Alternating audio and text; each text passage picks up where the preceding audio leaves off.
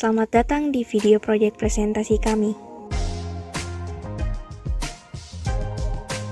Kami dari kelompok 2 akan mempresentasikan materi dengan topik pembangunan ekonomi kerakyatan dan usaha mikro kecil dan menengah atau UMKM. Dengan topik tersebut, kami mengangkat judul Peran Penting UMKM dalam Membangun Ekonomi Kerakyatan di Indonesia. Ada 14 poin yang akan kami bahas. Yang pertama yaitu pengertian ekonomi kerakyatan, yang kedua yaitu ciri-ciri ekonomi kerakyatan, yang ketiga peran ekonomi kerakyatan, yang keempat tujuan ekonomi kerakyatan, yang kelima kelebihan dan kekurangan ekonomi kerakyatan, yang keenam sejarah ekonomi kerakyatan, yang ketujuh strategi pembangunan, yang kedelapan pertumbuhan, yang kesembilan upaya ekonomi kerakyatan, yang kesepuluh pengertian UMKM, yang ke-11 pengelolaan UMKM, ke-12 sasaran dan pembinaan UMKM, 13 kelebihan dan kekurangan UMKM, dan yang terakhir upaya pengembangan UMKM.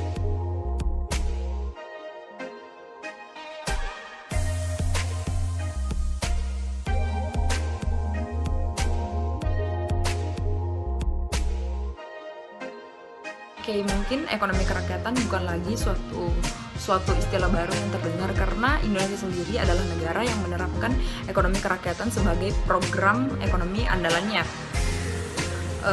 Namun apa sebenarnya pengertian dari ekonomi kerakyatan ini sendiri? Salah satu pengertian yang cukup mudah dimengerti ialah ekonomi kerakyatan ini adalah sebuah sistem yang mengutamakan atau mengandalkan ekonomi rakyat sebagai kekuatannya. Di sini berarti ekonomi rakyat adalah hal yang sangat penting untuk dijaga dan juga diperhatikan perkembangannya agar dapat mencapai hasil yang diinginkan.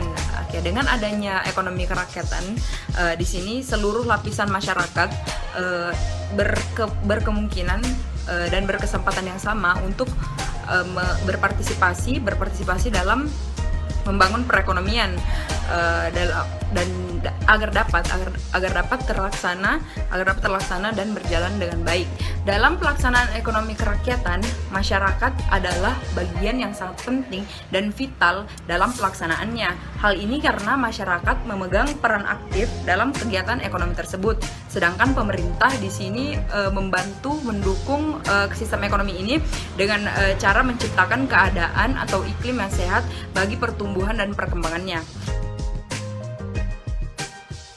Adapun beberapa ciri-ciri ekonomi kerakyatan. Yang pertama ialah seluruh aktivitas ekonomi mulai dari produksi, distribusi, dan juga pengawasannya dilakukan oleh anggota masyarakat. Yang kedua adalah ekonomi kerakyatan tidak digantungkan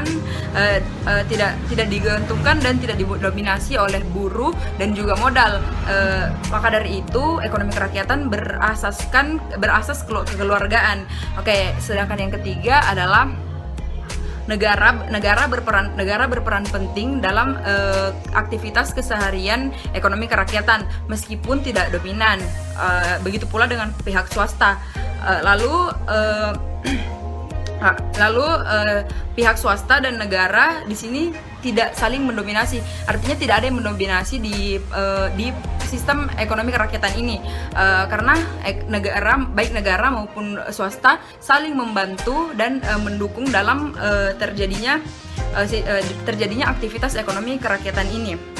Jadi yang keempat adalah memberikan sebuah perlindungan terhadap hak konsumen dan juga berlaku adil terhadap seluruh lapisan masyarakat. Sedangkan yang kelima adalah memberikan kesempatan yang sama bagi seluruh elemen masyarakat dan lapisan masyarakat untuk bekerja dan berusaha. Sedangkan yang terakhir atau yang keenam adalah mampu memberikan perhatian yang lebih terhadap pertumbuhan ekonomi, kepentingan sosial, nilai keadilan, serta nilai kualitas hidup.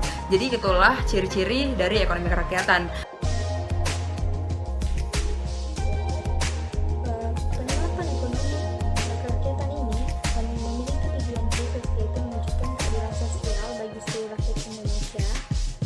Dengan meningkatkan kemampuan dalam mengendalikan kegiatan ekonomi.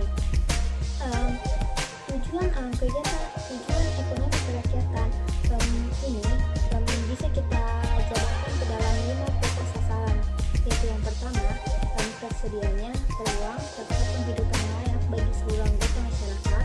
Dan yang kedua, terselenggaranya sistem jaminan sosial untuk anggota masyarakat yang membutuhkan, terutama bagi fakir miskin dan anak-anak terlantar. Dan yang ketiga, kepemilikan modal material yang berlangsung relatif merata di antara anggota masyarakat. Dan yang keempat,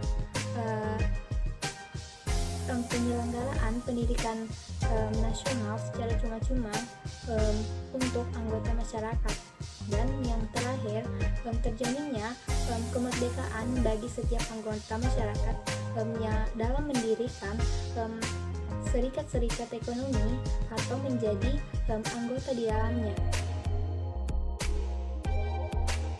Dalam menjalankan sistem ekonomi kerakyatan, negara harus mengambil peranan besar, sekalipun masyarakat adalah target utama dalam kegiatan ekonomi. Kan tetapi, tujuan dan prinsip dalam sistem ekonomi kerakyatan hanya bisa berjalan baik dengan peran pemerintahan. Adapun peran negara dalam sistem ekonomi kerakyatan diantaranya yaitu yang pertama, mengembangkan koperasi, yang kedua, mengembangkan BUMN, yang ketiga, memastikan pemanfaatan bumi, air, dan segala kekayaan yang di dalamnya bagi sebesar-besarnya untuk kemakmuran rakyat. Yang keempat, memenuhi hak setiap warga negara untuk memperoleh pekerjaan dan penghidupan yang layak. Dan yang terakhir, memelihara fakir miskin dan juga anak terlantar, seperti yang ada di tujuan dari sistem ekonomi kerakyatan yang sudah saya sebutkan tadi. Kelebihan sistem ekonomi kerakyatan yang pertama yaitu rakyat yang kurang mampu dapat memperoleh perlakuan hukum yang sama secara adil dalam permasalahan ekonomi. Yang kedua, dapat memberikan perhatian lebih kepada rakyat kecil dengan berbagai macam program operasional yang nyata. Yang ketiga yaitu sistem ekonomi kerakyatan dapat mewujudkan kedaulatan rakyat. Yang keempat, dapat merangsang kegiatan ekonomi yang lebih produktif di tingkat rakyat dan juga dapat melahirkan jiwa kewirausahaan. Yang kelima, transaksi antar produksi, distribusi, dan konsumsi sangat baik. Yang keenam, hubungan antara produksi, distribusi, dan konsumsi saling memerlukan dan sangat baik. Selanjutnya yaitu kekurangan dari sistem ekonomi kerakyatan. Yang pertama yaitu dalam ekonomi ini terjadi praktek membagi-bagi uang kepada rakyat, di mana praktek ini sangat tidak menguntungkan bagi pihak manapun, termasuk rakyat itu sendiri. Yang kedua, aksi membagi-bagi uang ini secara tidak sadar dapat menyebabkan UMKM dan koperasi yang selama ini tidak berdaya dapat bersaing di suatu mekanisme pasar biasa menjadi sangat bergantung pada aksi tersebut. Yang ketiga, masih kurangnya pengetahuan rakyat mengenai investasi, akibatnya dapat menyebabkan kemiskinan yang lama atau perputaran roda yang lambat. Yang keempat, kekurangnya penerapan dari manajemen. Yang kelima yaitu tidak adanya dukungan dari pemerintah, meskipun peran pemerintah sangat penting tapi tidak dominan. Yang keenam, harus diawasi. Jika tidak diawasi dengan baik maka akan banyak terjadi korupsi. Selanjutnya yaitu sejarah ekonomi kerakyatan. Pada awalnya banyak negara-negara berkembang dengan menerapkan teori pertumbuhan dalam sistem ekonominya. Salah satunya di Indonesia. Sama halnya dengan negara-negara maju yang menerapkan sistem tersebut, negara-negara maju tersebut mengalami peningkatan. Namun bedanya dengan negara-negara berkembang, penerapan teori pertumbuhan di negara-negara berkembang justru membuat atau menimbulkan kesenjangan sosial ekonomi. Dengan hal ini, maka ahli ekonomi di Indonesia mengupayakan adanya alternatif konsep pembangunan yang sesuai dengan ekonomi bangsa. Pertumbuhan ekonomi yang harus dilakukan mampu berorientasi pada manusia dengan tetap mengakomodir kepentingan manusia atau masyarakat lain. Hal ini menjadi wujud dan strategi dalam pembangunan ekonomi dan menjadi wujud pemberdayaan masyarakat. Maka dari itu muncullah ekonomi kerakyatan. Ada 4 alasan mengapa ekonomi kerakyatan dijadikan sebagai paradigma baru dan strategi pembangunan ekonomi di Indonesia.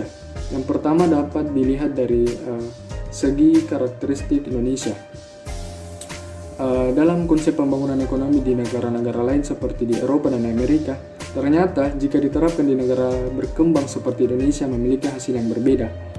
Ini menunjukkan bahwa keberhasilan konsep dan strategi pembangunan ekonomi di suatu negara belum tentu akan berhasil jika diterapkan di negara lainnya. Untuk itu, dalam membangun ekonomi Indonesia yang stabil, yang kuat, dan berkeadilan, tidak dapat menggunakan sistem generik yang ada. Kita sebagai Indonesia harus merumuskan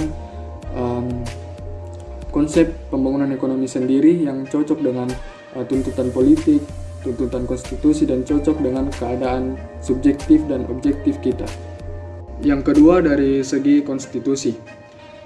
Dalam pasal 27 Undang-Undang Dasar 1945 menyatakan bahwa setiap warga negara berhak mendapatkan pekerjaan dan penghidupan yang layak.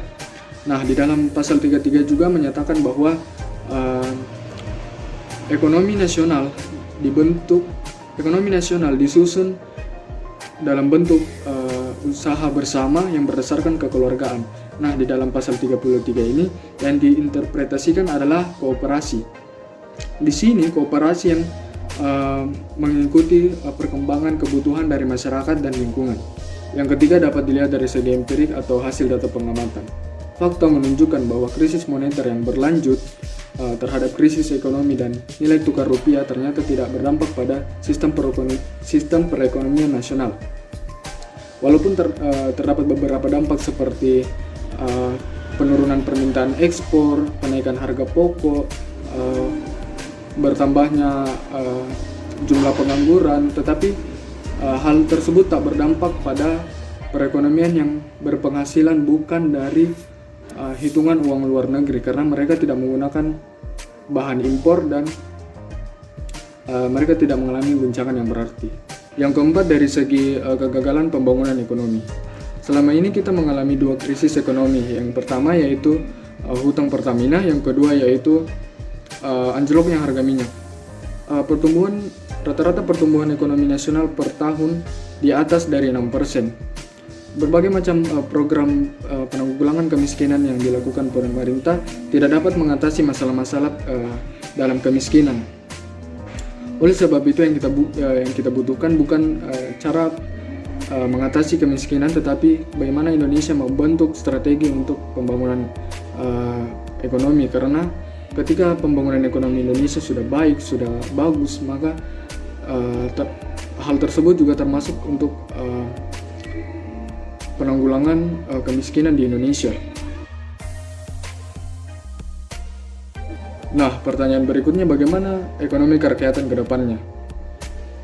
Di dalam hal ini, ekonomi kerakyatan ke depannya diharapkan mampu membawa Indonesia jauh lebih baik ke depannya. Tingkat kemiskinan dan pengangguran menurun serta tersedianya lapangan pekerjaan. Dan Indonesia juga dapat membuat berbagai macam program, dan sekarang Indonesia telah melaksanakan berbagai macam program dengan tujuan untuk membuat masyarakat semangat dalam mendapatkan pekerjaan yang layak dan mencapai kesejahteraan masyarakat. Contoh program yang dilaksanakan pemerintah saat ini adalah Kartu Prakerja. Setelah kita mengetahui bagaimana sekiranya gambaran mengenai ekonomi kerakyatan ke depannya yang tadi sudah dijelaskan oleh teman saya, dibutuhkan juga upaya-upaya demi mewujudkan ekonomi kerakyatan tersebut.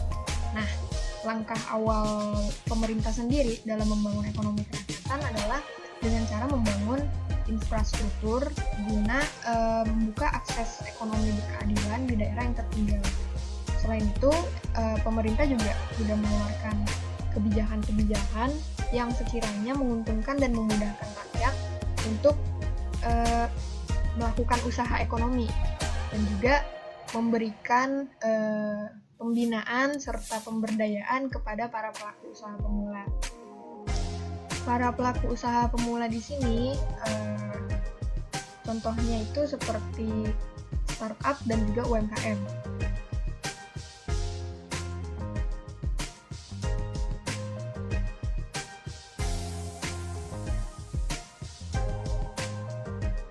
Nah, salah satu istilah yang sering kita dengar adalah UMKM, yaitu usaha mikro kecil menengah. UMKM ini adalah pelaku usaha yang dikelola oleh suatu badan usaha ataupun perorangan.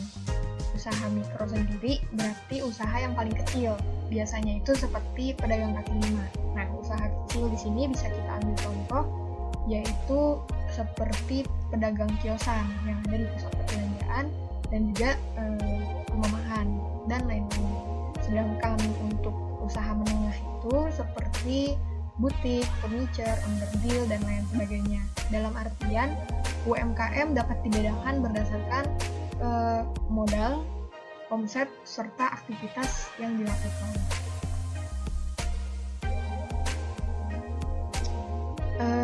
Perlu kita ketahui juga kalau UMKM sejauh ini merupakan kontributor terbesar dalam ekonomi Indonesia, yaitu 60% untuk GDP Indonesia.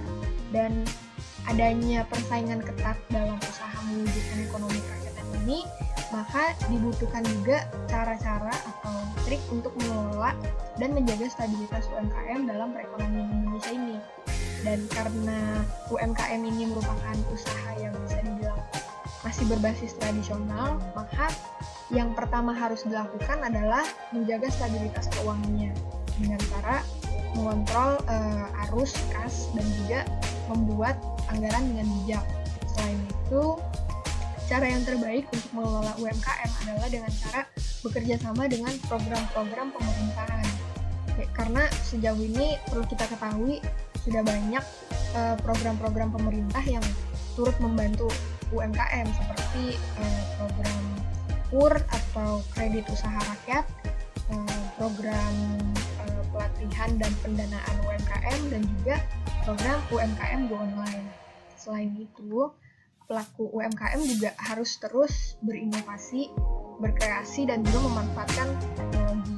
Nah, setelah kita berhasil mengelola dan menjaga stabilitas UMKM, kita juga memerlukan strategi yang baik untuk menghadapi persaingan dan mengembangkan usaha. Gimana caranya akan dijelaskan oleh teman saya selanjutnya. Mungkin cukup sekian penjelasan dari saya. Kurang lebihnya mohon maaf. Wassalamualaikum warahmatullahi wabarakatuh. Pembinaan dan sasaran UMKM ini terdiri dari yang pertama, meningkatnya pengusaha menengah dan terwujudnya usaha yang semakin tangguh dan mandiri sehingga pelaku ekonomi ini dapat berperan dalam perekonomian nasional. Yang kedua, meningkatnya daya saing pengusaha nasional di pasar dunia. Yang ketiga, seimbangnya persebaran investasi antar sektor dan antar golongan. Kelebihan yang pertama, fleksibilitas operasional. UKM biasanya dikelola oleh tim kecil yang masing-masing anggotanya memiliki wewenang untuk mengambil keputusan. Yang kedua, kecepatan inovasi. Dengan tidak adanya hierarki pengorganisasian dan kontrol dalam UKM, produk-produk, ide baru yang dirancang dan digarap dapat dengan cepat untuk diluncurkan. Yang ketiga, struktur biaya rendah.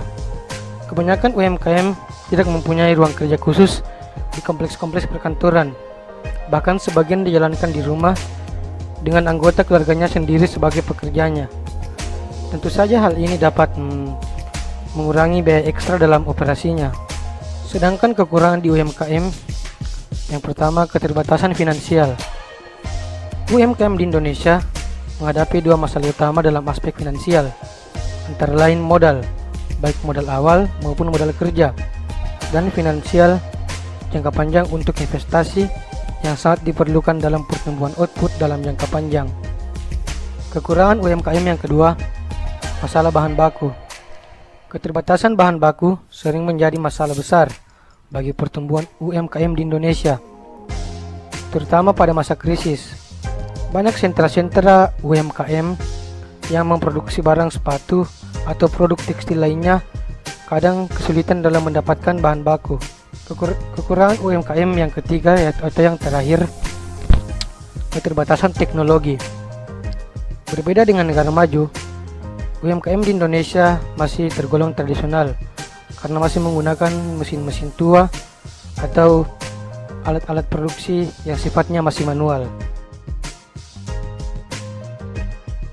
Upaya untuk mengembangkan UMKM. Oke, yang pertama itu mengembangkan promosi melalui media, baik itu media elektronik maupun media cetak.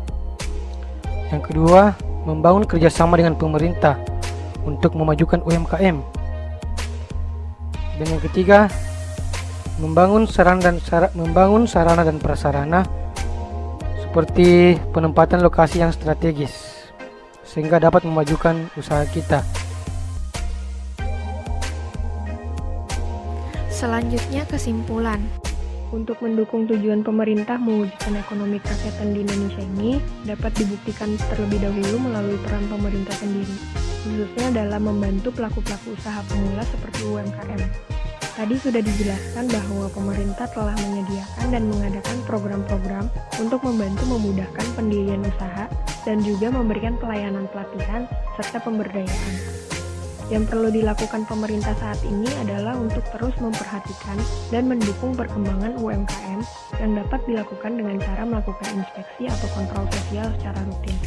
Bisa juga berupa penyediaan atau pengadaan inkubator UMKM yang lebih banyak lagi hingga merata sampai ke daerah-daerah yang tertinggal, serta memberikan inovasi dan kesempatan untuk para pelaku UMKM dengan cara memberikan penyuluhan bagaimana menjadikan UMKM yang berbasis digital dan universal di era revolusi 4.0 ini. Selanjutnya mengenai dukungan dari para pelaku UMKM sendiri yang kurang lebih sudah dijelaskan dalam bagian sebelumnya, yang kesimpulannya adalah pelaku UMKM harus pandai membaca keadaan pasar dan strategi penjualan yang baik serta memiliki produk yang terus berinovasi. Selain itu, para pelaku UMKM juga harus lebih berani membuka diri dan mengambil resiko dalam persaingan dengan cara yang sportif. Dan yang terakhir, kita akan membahas mengenai bentuk dukungan yang diberikan oleh masyarakat atau para konsumen. Hal yang paling diperlukan untuk mendukung program ini adalah dengan cara bijak dan pintar dalam berkonsumsi, yakni dengan cara bangga membeli dan memakai serta mempromosikan produk-produk lokal yang diproduksi oleh para pelaku UMKM. Hal tersebut merupakan cara terbaik untuk mendukung para pelaku usaha dan juga pemerintah untuk meningkatkan angka pendapatan dari ekonomi kerakyatan Indonesia ini.